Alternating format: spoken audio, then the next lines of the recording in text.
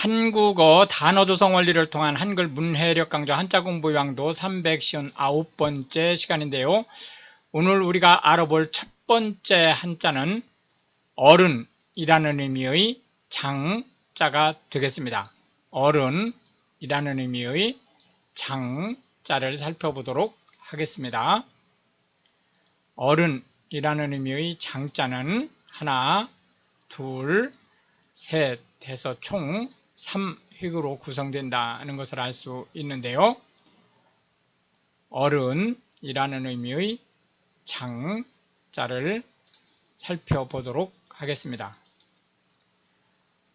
장이라고 하는 것은 길이의 단위로 자 또는 척의 10배에 해당하는 길이입니다.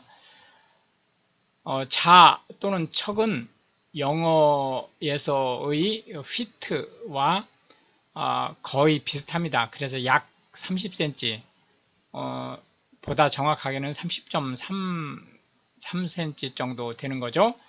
해서 10feet에 해당되기 때문에 장은 약 9m 정도, 9.1m 정도 되는 것으로 보시면 되겠습니다. 장인 하면 아내의 친정 아버지를 얘기하는 거고요.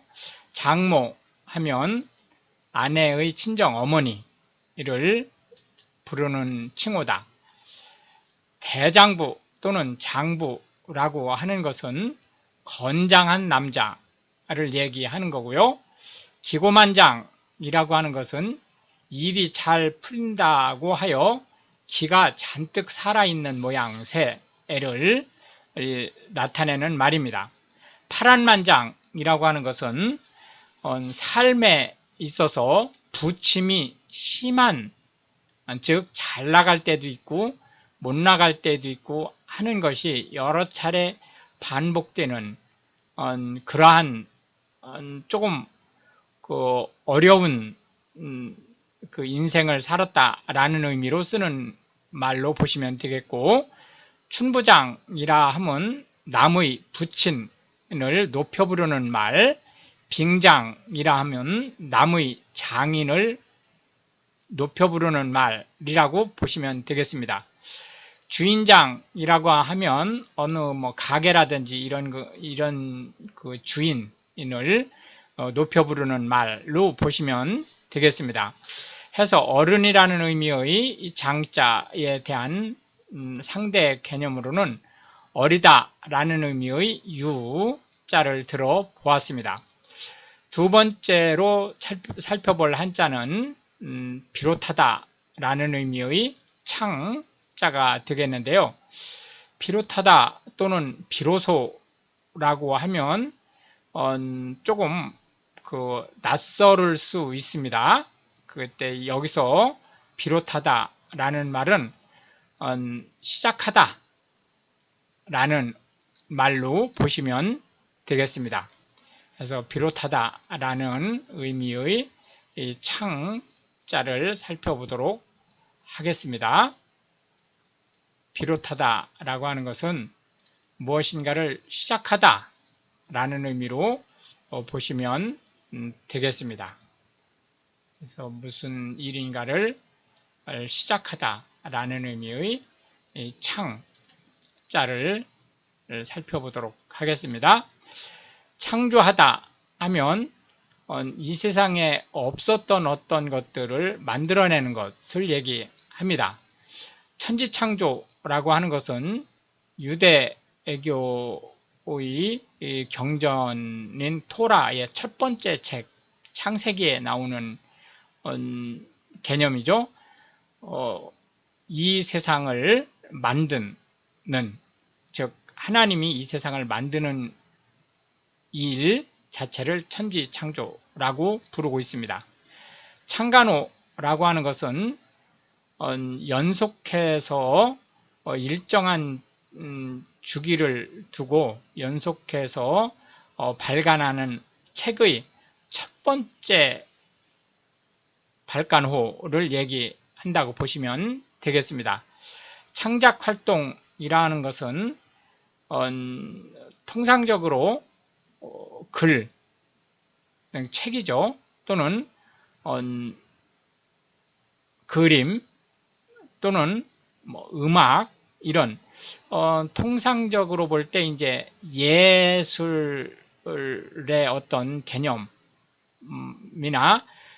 또는 사람의 생각을 기반으로 해서 써내려가는 일종의 소설 이런 것들에 대한 그 제조 활동을 얘기한다.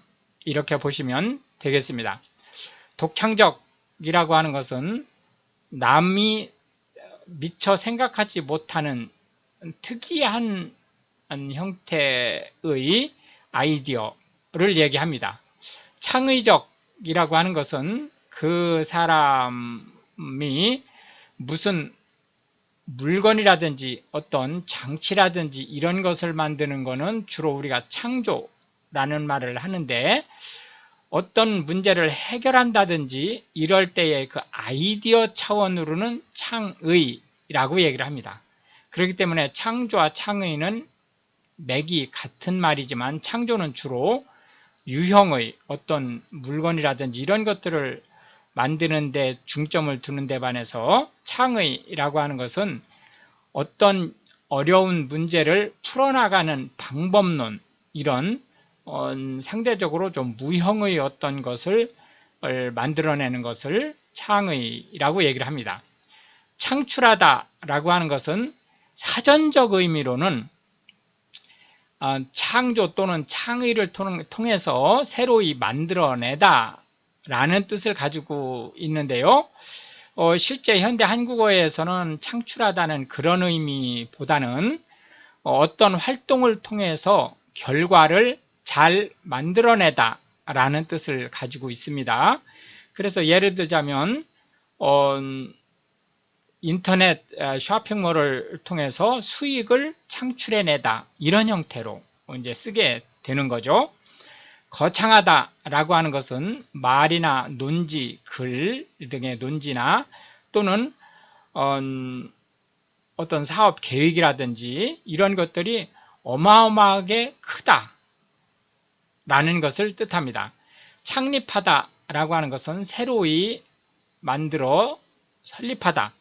예를 들어서 기관이나 단체나 기업이나 이런 것들을 새로이 만들어 설립하는 것을 얘기합니다. 해서 시작하다라는 의미의 창자에 대한 반대 개념으로는 마무리 짓다라는 종자를 들어보았습니다. 마지막 세 번째로 살펴볼 한자는 탑자가 되겠는데요. 이 탑이라는 말은 한국에서 쓰는 말이 다른 사회에서 쓰는 말과는 사뭇 다릅니다. 그렇기 때문에 이 부분은 조금 유의해서 보실 필요가 있습니다. 예를 들어서 이제 제사라는 말을 설명할 때도 그런 설명을 잠깐 드린 적이 있었는데, 다른 사회에서 제사 그러면은 일종의 신에 대한 희생 제물을 드리는 것을 주로 제사라고 얘기하는 데 반해서 한국 사회는 그런 의미가 없는 건 아니에요. 없는 건 아닌데 한국 사회는 주로 샤머니즘적인 종교관이 있기 때문에 특정한 신에 대해서 어떤 희생을, 특히 살아있는 짐승이나 사람, 목숨을 담보로 하는 희생을 드린다든지 이런 거는 발달하지 않았죠. 그런데 반해서 이제 조상에 대한 그 추념을 하는 행태로 제사 의식이 발달했다, 이렇게 보실 수 있는데, 이 탑이라고 하는 것은 이제 다른 나라에서 이 탑이라고 하는 개념이 주로 이제 여러 층으로 이렇게 특히 폭이 좁게 높이 올려진 빌딩을 얘기하는 데 반해서 한국에서의 탑은 타월이 아니고 파고다라는 의미입니다. 파고다는 부처의 무덤을 뜻하는 거죠. 그렇기 때문에 이제 그러한 측면을 염두에다 두고 탑이라는 말을 보셨으면 좋겠습니다. 하나, 둘, 셋, 넷, 다섯, 여섯, 일곱, 여덟, 아홉, 열, 열하나, 열둘에서 총 12획에 해당하는 한자가 되겠습니다. 탑이라는 의미의 탑자를 살펴보고 있습니다. 탑 하면 원래 이제 사전적인 의미에서의 탑이라고 하는 것은 여러 층, 그러니까 누층으로 이루어진 건물을 얘기하는데요. 그러한 이제 그 여러 층으로 만들어진 거라 할지라도 한국에서 탑이라고 얘기하면 통상적으로 높이에 비해서 이 단면적이 좁습니다. 그러니까 가로 세로 이 폭이 높이에 비해서 상대적으로 작은 그런 형태를 탑이라고 얘기를 한다고 보시면 되겠습니다. 그러나 그러한 개념보다도 더 탑이라는 개념이 어디에 적용되느냐면 석가모니의 무덤이라는 의미로 탑을, 그러니까 통상 사찰에 있는 탑을 얘기하는 거죠. 그렇게 보시면 되겠습니다. 그래서 이제 이런 그러한 형태의 탑을 볼 때 석탑 하면 돌로 만든 탑을 얘기하는 거고요. 목탑 하면 나무로 만든 탑인데 현재 목탑은 남아있지 않습니다. 다 한국이 전쟁이 많은 나라이기 때문에 전쟁이라든지 이런 데 다 불타 없어졌죠. 상아탑이라고 하는 것은 코끼리 어금니를 상아로 하지 않습니까? 그런 고급진 또는 사치스러운 것을 기반으로 해서 오로지 속세와는 관계없이 먹고 사는 거하고는 관계없다는 뜻이죠. 없이 연구에만 몰두하는 그런 낭만주의, 특히 이제 프랑스라든지 이런 데를 중심으로 하는 그 유럽의 낭만주의에서 나온 말인데 이것을 곧 우리는 대학이라는 의미로 확대해서 사용하고 있습니다. 바벨탑이라고 하는 것은 성경 창세기에 나오는 스토리이죠. 인간들이 하나님과 같아지기 위해서 하늘에 닿는 탑을 세우는 일을 벌이게 되는데요. 그것을 바벨탑이라고 얘기를 합니다. 다보탑이라고 하는 것은 우리나라에서 현존하는 가장 화려한 양식의 탑을 얘기하고, 석가탑은 가장 간소화된, 그러니까 서민적인 탑을 얘기합니다. 다보탑과 석가탑이 우연히도 모두 경주의 불국사에 남아 있습니다. 정천사지 10층 석탑을 소개한 이유는 이게 10층 탑이라는 데 재미있는 뜻이 있습니다. 통상적으로 한국에 있는 탑들은 3층 탑, 5층 탑, 5층 탑이 주죠. 7층 탑, 9층 탑 이런 식으로 홀수 단을 가지고 있는데, 이렇게 10층이라고 하는 짝수단을 가지고 있다는 것은 이거는 정상적인 탑이 아니란 뜻입니다. 그래서 이거는 중국의 한족 문화나 한반도의 정통적인 문화에 의해서 생겨진 것이 아니고, 예를 들자면 이제 원나라라든지 이런 약간 이질적인 문화로 인해서 만들어진 탑이다라고 하는 점 염두에 두시면 되겠고요. 에펠탑이라고 하는 것은 파리의 중심지에 있는 탑을 얘기하는 거죠. 해서 누층에 걸친 빌딩이라는 의미를 탑이라고 볼 때 단층 건물이라는 의미의 단자를 그 상대 개념으로 살펴보았습니다.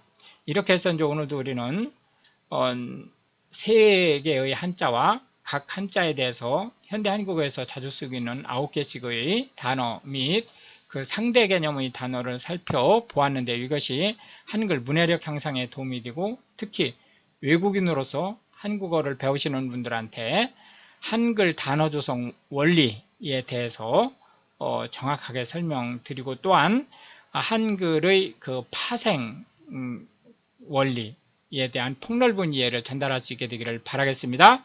시청해 주셔서 감사하고 우크라이나를 기도해 주시면 더욱 감사하겠습니다.